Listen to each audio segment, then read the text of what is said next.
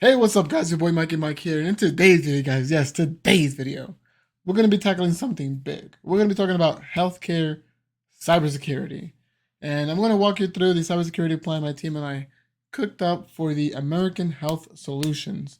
It's just a fake hospital name that we thought of for the sake of the project, and so think of it like protecting your body from viruses, but for hospitals. Whether you're a seasoned cybersecurity pro or just someone who thinks a firewall is something that keeps your house warm, there's something here for you. So let's just dive right in. And so, first, let's talk about what's a cybersecurity plan and why should you care. So let's set the scene. You're running a hospital or a healthcare company. Lives depend on you. And so does a mountain of sensitive patient data. Now, imagine a hacker locks up your entire system or sneaks in to steal that data. Scary, right? Well, that's where a cybersecurity plan comes in place. It's the ultimate defense playbook designed to keep your data safe and system running no matter what. And so, what's in a cybersecurity plan? At its core, a cybersecurity plan is like a Swiss Army knife for digital defense. It covers everything from identifying risks to bouncing back when things go sideways. Today, we're diving into the plan we developed for American Health Solutions, or AHS. Here's a quick overview of what's coming. And so, first, there's going to be 7 parts to this. First, we're going to be talking about the strategic plan for information security, the big picture for kind of like a big picture roadmap for staying secure. Then we're going to move into the EISP, also known as the Enterprise Information Security Policy, which is the golden rules for everyone to follow. Next, we'll be talking about the ISSP, or the Issue Specific Security Policy, zooming in on major threats like ransomware and phishing. Then we're going to move on to the SSP, or the System Specific Security Policy, which is tailored for defenses for specific systems like patient records. Next, we will do the Business Continuity Plan, or the BCP, keeping the lights on when disaster strikes. The Contingency Plan, or the CP, the which is the fallback plan to recover lost ground. And finally, the Disaster Recovery Plan, the DRP, for getting everything back up and running post-disaster. Each section plays a crucial role in protecting sensitive data and ensuring operations will continue smoothly, even in the face of cyber attacks, natural disasters, or good old-fashioned human error. And so let's review the game plan for today's video.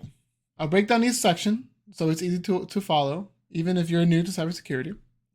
If you're already in the field, we'll stick around. I'll share some insights and strategies you can apply to your own work.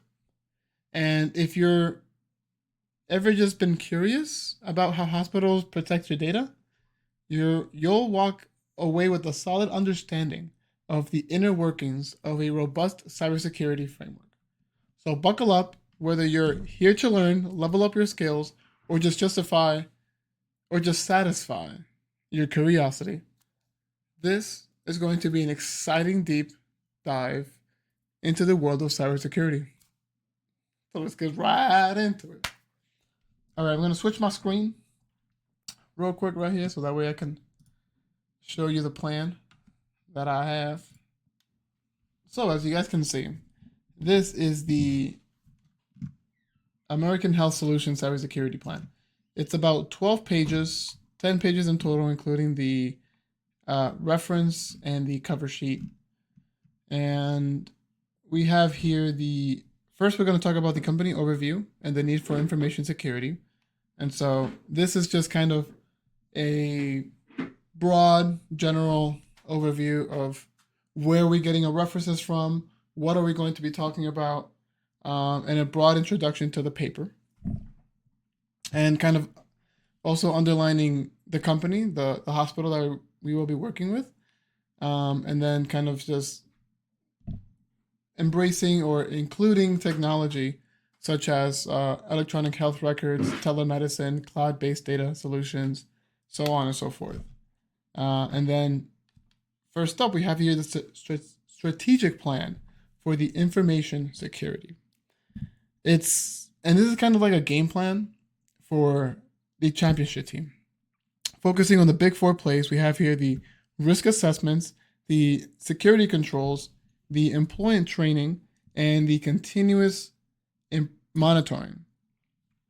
And for continuous monitoring, it's kind of like always improving, like your favorite software updates. Next up, we have here the EISP, or also known as the Enterprise Information Security Policy. This policy safeguards the confidentiality, integrity, and availability, also known as the CIA triad of cybersecurity. Basically just ensuring compliance with HIPAA, high-tech, NIST, and all other compliance and what's it called? Making sure that you're compliant with everything. Next, we have here the issue-specific security policy, or ISSP, with incident response. Sounds fancy, right? But it's just a high-level policy for keeping data safe. Imagine it as a company's consultant. Imagine this page as the company's constitution for cybersecurity. It lays down the rules from encrypting sensitive information to making sure only authorized folks can access it. Oh, and of course, regular password changes, because password 123 is just not going to happen. And before we move on, we also talk about the incident response plan, which is essentially a plan of what to do or how to respond in case if a hacker gets into the hospital or hacks into gets access into sensitive patient information remotely. And there's kind of 6 steps. So there's preparation, there's identification, containment, eradication, recovery, and lessons learned. And these are kind of all of the steps of what us cybersecurity guys who are protecting the hospital will do in order after we find out that someone has sensitive information of patients or has actually got into the hospital himself. Next section we talk about is the business continuity plan. And so what happens when things go really wrong? This page is what actually will describe that. Imagine a zombie apocalypse or, a power outage. The BCP ensures the hospital keeps running, patients gets treated, and no one loses their data. We're talking backups, emergency supplies, and even alternative location if the main office is out of commission. Next, we'll be talking about the SSP, or the system-specific security policy. And so let's get specific. Here, we focus on locking down the hospital's key systems like their electronic health records. Think of it like giving each system its own personal bodyguard. Encryption, check. Role-based access, double check. And if anyone's snooping where they shouldn't, we'll know. Next, we have the contingency plan. And this is the second to last part of the paper. We have here the basically plan B. What will we do if all else fails? And if the worst happens, this kicks in to get everything back on track.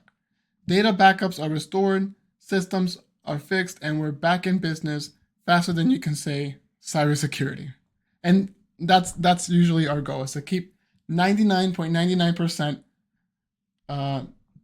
available, have information available and backup as soon as possible. 99.99% of the time per year is usually a cybersecurity's dream.